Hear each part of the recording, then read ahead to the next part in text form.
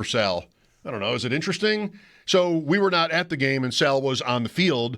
And for most of the game, I would say you saw snow steadily, flying by. Mm-hmm. Saw it on the field. How much, not a distraction, but how snowy was it really? How much of an impact did it have on the game? Yeah, maybe that can be a little bit of an illusion when you see that, because I'm not sure it was that much of a factor or that, much of an obstacle for players.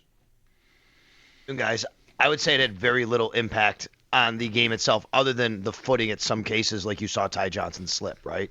It felt like he just couldn't completely get his footing on that early run. Mm-hmm. And then there were other times where you saw the choppiness of wide receivers on their routes. But I don't think there's nothing coming out of this game where I think either team said, if it wasn't for the weather, right? If it wasn't for the snow, something like that. And look at all the points that were scored, right? So they generally say, and I agree with this, when you have a wet field, a snowy field, the advantage does go to the offense because they know where they're going. The defense doesn't. And I do think the Bills did a really good job of misdirection. I'm not saying it was because of that necessarily. I think in this game, that can help you a lot when you have some play action, some misdirection, because you're going to try and stop and start and go a certain way. You're a linebacker, you see something, you need to pivot. It's a little bit tougher for you, while it isn't as tough for the offensive player to know where he's going and just get to that spot. There was hardly any wind, and that's usually what can get you in a situation like that. So I would say it really didn't have much effect. I had a hard time, and this came up on post-game last night, and there were a couple of times where, showing either coach on the sideline is really the shot I noticed it in. It looked like it might have been windier than I thought it was going to be, but I trust you that it wasn't. It wasn't supposed to be, so I was surprised by that. But the way the snow was on the screen, it looked like maybe it was a little tougher. So it was a pretty decent day overall then, I would say, right?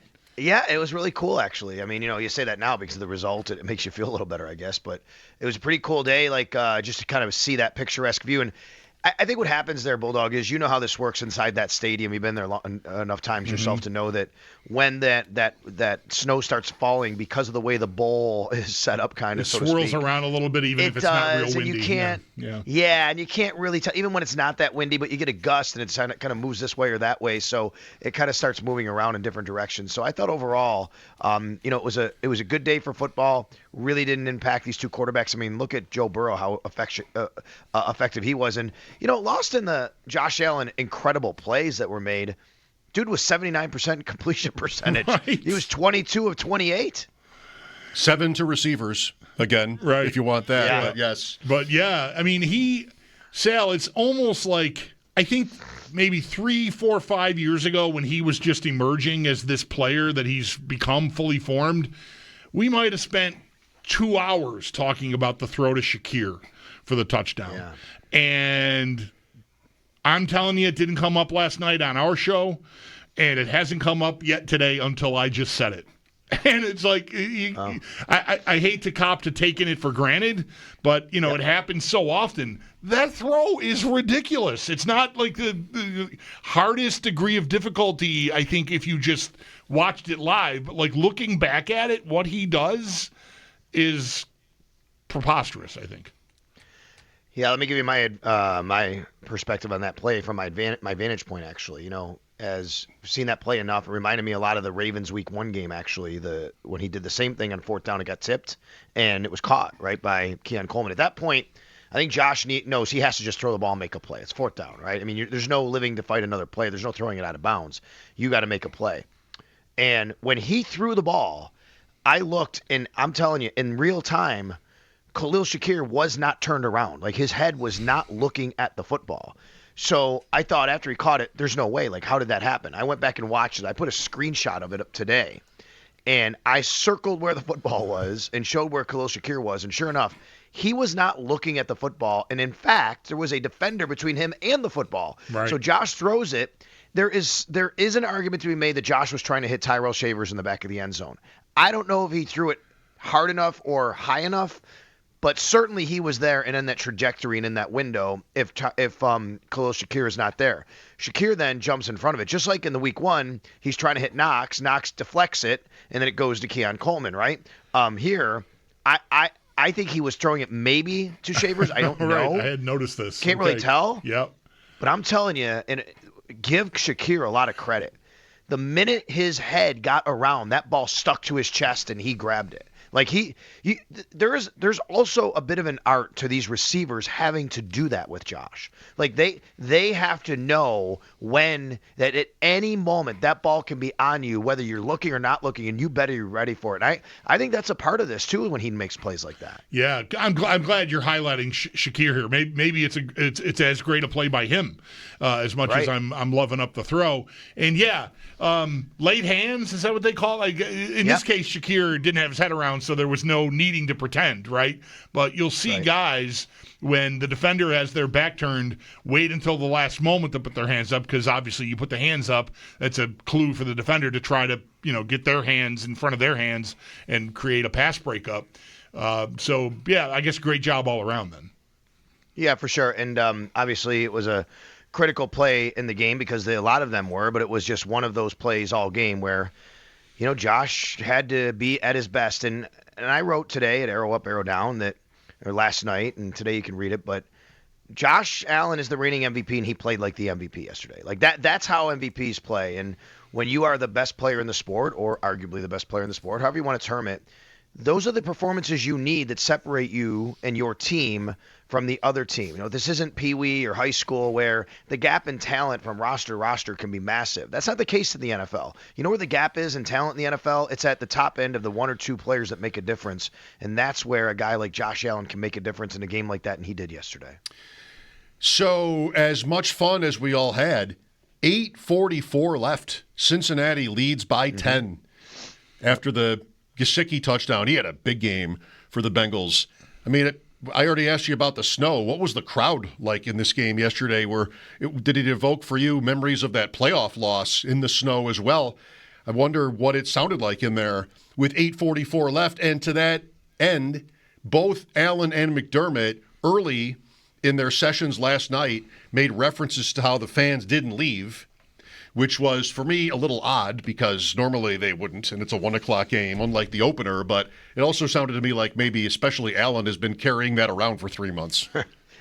It did to me too, but, I guess, hey, if that's what bothered him, that's what bothered him. But, I think that they wanted to recognize the fact that, it's not, that the game is never over and you keep playing and, they have a shot to win no matter what. So that being said, for me, yeah, the beginning of the game was, even for me, heck with the fans in the stands, I'm sure the same way, but it felt a lot like that playoff game a few years ago. I mean, it looked the same. The uniform colors were the same, right? Aesthetically, the snow is falling, and bam, there go the Bengals right down the field and score, and there go the Bengals again right down the field and score. 3 straight touchdowns. It's 14-3 early. I went back and looked. In that game against the Bills, it was 14-0, the playoff game, and then the Bills scored. It was 14-7. I mean, in this one, it's 14-3. Bills were actually down even further earlier in the game than they were in that game.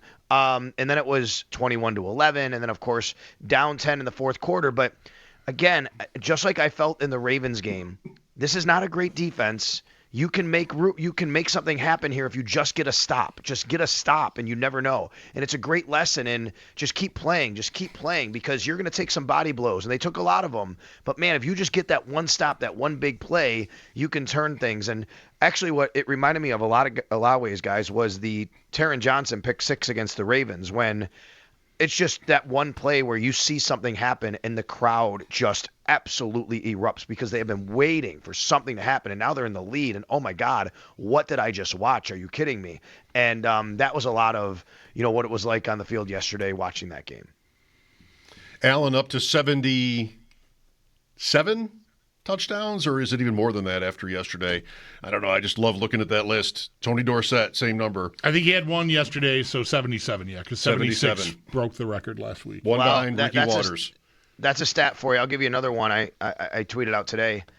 A.J. Epinesa is now the all-time franchise leader for defensive linemen in interceptions since the merger. He has 4. No other defensive lineman since the merger has had more than 4 interceptions. A.J. Epinesa does. Oh, wow. For the Bills. It's unbelievable. Ron McDowell does have 6. He played, all of his were in the AFL. So, all time, NFL, count that. right. He's second. But since the merger, it's incredible to think about. Phil Hansen on that list somewhere? He doesn't have 4. Doesn't have 4. He had a big one in the AFC Championship in Miami. Right. I remember Hansen for that.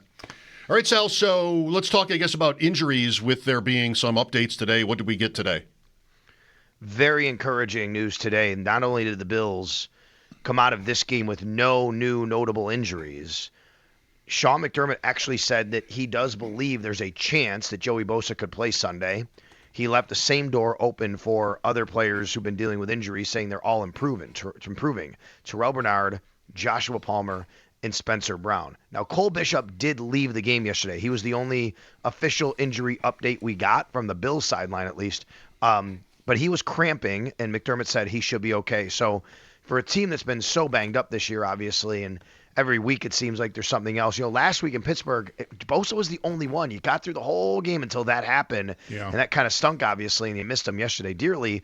But in this game, you go through this game, and no new notable injuries, which is really encouraging. Yeah, that is really great. And I'll be really curious to see, moving into this last month, just how much of a slow play, if any, they will use on that stuff. Because they're secure. Really, Sunday is the big tell. Like, do they want they can stay alive for the division? And I think you should strive for that. But at the same time, I'm like, don't rush Bosa, right? Because I know earlier in his career, before he was a Bill, there's a time where he had a hamstring and he kept playing and then he missed more time. And, we joked around in the summer, put Bosa in bubble wrap until January. Well, we're to December, I just want to make sure he's there, especially him, Sal, because, boy, when he's been hindered by the wrist and even without him on the field, it's the same story. They just have really not much juice at all getting to the passer with 4 without him on the field. Yeah, you're right about that. I would say, though, they're not going to play him if he's not ready. As much as it would be, hey, this is such a big game, we're still in the window here, we can do this. I just think that knowing the way this organization treats soft tissue injuries, knowing how Sean McDermott's talked about Joey Bosa, keeping him healthy, how important he is to this team going forward, the long game they've been playing, unless they're really sure that he'll be fine, they're not going to put him on the field. Yeah. But so if he is on the field, I'm confident in saying that they only do that because they feel that he's ready to go and there's not going to be any sort of risk to further injury. And if that were the case, then I wonder if they held him back this week because of that. Yeah. You know what I mean? Like, hey, he could have, but we didn't want to do that this week. We wanted him ready for the New England game. So we'll see where it goes for sure. The other encouraging note on the injuries was McDermott was specifically asked about Dalton Kincaid, and he said he came out of the game really good. All signs are good moving forward, and he was in a good space yesterday. Yeah, and I was worried about him, slippery field, knee injury on top of hamstring. And, I can't speak to how he felt out there, but he sure looked like he was moving well enough. With the video we saw early last week with the big brace on the knee, it was like, oh my gosh, I'm going to have a one-legged man limping around out there. Maybe he's just a decoy. The game opens and it's Knox, right? And Knox has this incredible game, but they used Kincaid like they mostly do, which is sparingly, but it was super effective when they did. Yeah, he was only on the field for, let me grab the snap counts, 22 of 64 snaps. That's 34%. I think it's 18 routes as well. There you go. And Dawson Knox and Jackson Haas pretty much split, at the top end of that tight end chart, 35 and 34 respectively as far as snaps. He was wearing a brace under his pants. You could tell that under his pads. I'm not sure how big it was. It wasn't like super notable necessarily, but you could see it a little bit. And, throughout the week you see a certain brace, and then later in the week you never know for a game. Yep. There's all different kinds of braces they can wear just to make sure that they're keeping everything stable and things like that. But I agree, he looked good running routes. Throwing him that bubble screen was interesting. He has to navigate through traffic a little bit there. So that was really interesting. And, to keep him on the perimeter, though, was nice. So he doesn't have to take shots in the middle of the field. All of the catches he made, other than the slant, was a one-on-one at the end zone. But then he had, the bubble screen. He had the other one across the middle. He gets to the perimeter. He's out of bounds. So that's good to keep him, upright like that. They didn't ask him to do a ton of blocking. That was more Haas and Knox. But guys, we said it all week. Tight ends, right? Yep. We said all week, this is a tight end game. Mike, to your point earlier about only 7, catches to wide receivers, no doubt. Like, that's obviously a story. I don't think today is the day, though, to point to that, because I think the game plan was just go to the tight ends as much as possible because this team can't defend them. It's only ever the day to go to that when they lose, and then it's the only thing we go to. Right. Nobody gets open. When they win, all right. They're running for 200 yards and stuff in games, and we still talk about it. But when they lose, it's definitely sirens. Sal, not that it's our problem at all, but I don't know how aware you were of what was going on with T. Higgins in this game yesterday. But hearing word today that he's back in the concussion protocol, which is where he was last week leading up to this game, and hitting his head so severely early, and then again and again later, I could not believe he kept being allowed on the field. Yeah. So let me tell you the perspective I had on this one too. I mean, I was probably one of the 5 or 6 closest people on the planet to this play happening. If he doesn't catch the ball, I might catch it because it was right there, and I thought it was going to go over his head, and I might have to reach my hands out. And I say that because that's how close it was, and because I couldn't believe he caught it. It was a great catch, by the way. Yep. He caught the ball, but he landed out of bounds. And when he landed right in front of me, the sound his head made hitting the turf was really notable. That everybody around me, staff members, there was a Fox Sports crew member there was a Bills sideline member, and we all looked at each other and went, oh, like, wow, like, geez. And then he stayed on the ground, and for a brief moment, I'm like, okay, yeah, he's not getting up. And then he started to get up, and like, okay, and he sat up. And what was really the first sign of, okay, something's really wrong here, he pointed to his head. Yeah. He pointed to his head. And that's when they stopped the game. So this was not a case where, to my knowledge, it was a spotter from up top saying you got to take the guy out. I mean, he was on the ground. When you're on the ground and you're not getting back up, trainers come out. That's the way the protocol is. Yeah, right. Yeah, I'm bringing trainers over. So they went to do that. The trainers came over and spoke to him. He got up. He walked over with them. As you guys saw, he went into the blue tent. Now, we're all anticipating, okay, he's out with a head injury. This is a guy, and immediately we're all talking about how he just came out of protocol, right? All of us on the sidelines are like, yeah, this guy just came out of protocol. That really sounded bad. It looked bad. You know, that's a terrible situation. He's probably done for the game. All of a sudden, not long later, oh, there's T. Higgins with a helmet on the sidelines. He's ready to go back in. Wow. Okay. Well, I guess he cleared protocol.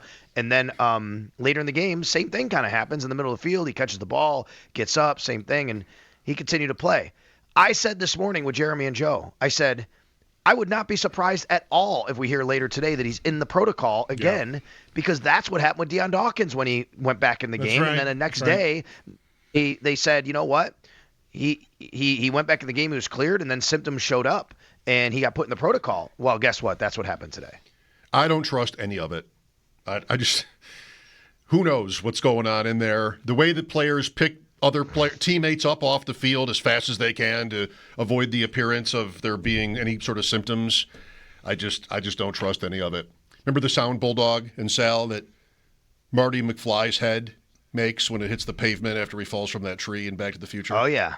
That's right. Cringe-worthy sound. Mm-hmm. That is a cringe-worthy sound. The head on I honestly, guys, here's what I kind of compared it to for me was when, you know, we all grew up in a time period of hockey fights were the norm, and you watch the hockey fight videos and all of that. But then you get a little older and you realize, you know, what's happening there, and you understand, you're a little more educated on it. Then you go to a game, and when you watch a fight and a guy gets punched in the face really hard, and you're like, oh, man, I just can't believe I just saw that. That's terrible. And, like, that's how I felt on that play, to be quite honest with you. Exactly the same. Yep. Yeah. All right. Well, thanks for being ready to go on that. I didn't hear you this morning, so I didn't know that it had come up. But and I also didn't know that you were right on the scene. But it makes sense. It was right on the Bills sideline. So, yeah. Wow. Yeah. That, you know, hope the best for him, because that's week over week, and to have multiple incidences of hitting his head yesterday. Man, I just hope for the best. We'll talk to you Wednesday. Okay, guys, you got it. Thanks. That's our dude, Sal Capaccio, on the Western Hotline. His appearances are always brought to you by New York's only outlet liquor. When you need to stock up, it's the place to buy a case. What's your outlet? Unless the Bills make a trade tomorrow, then maybe we'll bug Sal. I think if I remember right, last week we found out that you can't make trades anymore. No more trades this year. That's right. The deadline is passed. I mean, do you trust the concussion thing at all? It's hard to say yes after what we watched yesterday. You know, I feel like that's most games. I think it's really tough, It's hard to find. I feel like I want to point out examples when it does happen. Hairston left the Houston game and never came back. Like, he went to the tent and went to the locker room and didn't come back. Higgins yesterday went to the locker room but then came back out.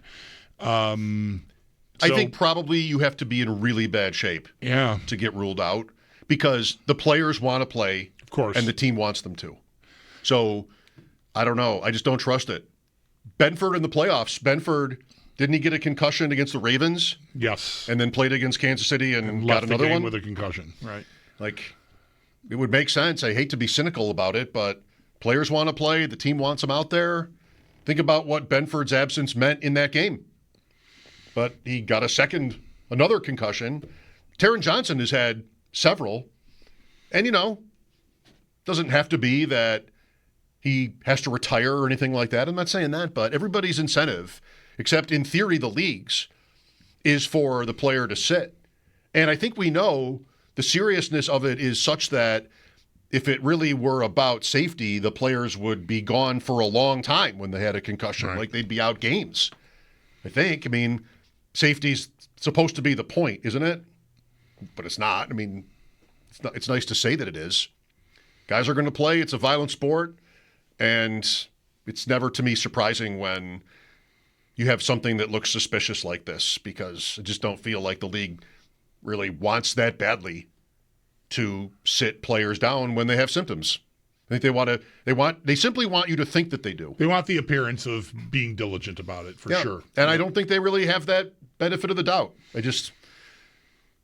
We settle for that as the explanation, but then this is the kind of thing that should probably never happen if it really is buttoned up. Right. Because it should have been obvious, and it just should have been an easy one. Again, I'm not in the tent, though. Right. Yeah. What's going on in that tent? Count to 5? Yeah, I don't know. I don't want to be overly dramatic, but it made me uncomfortable watching the game. Like, he's a super important player for them, and that, but just in general, it could have been a lineman, could have been anybody. It's like, wow, we're really doing this? I trust the league in this area as much as I trust them when they tell us that Space Ref can't rule on penalties, because of course they do all the time. You even had an announcer in 2 Bills games ago announce the penalty, then take it back during the announcement. We got to go to a break here, but when this happens, and it happens, it seems like in almost every game. Last night in Kansas City, there is no foul. All right, well, there was a flag down. Somebody called a penalty. We don't get to see it. There's no replay of it. There's no explanation for why it didn't stand. It just sort of disappeared. And because if you have too many penalties, announcers are going to harp on that. Hey, maybe this one, we just won't worry about this one. We'll just let it slide. Don't you think it works like that? 803-0550, Mike Schopp and the Bulldog.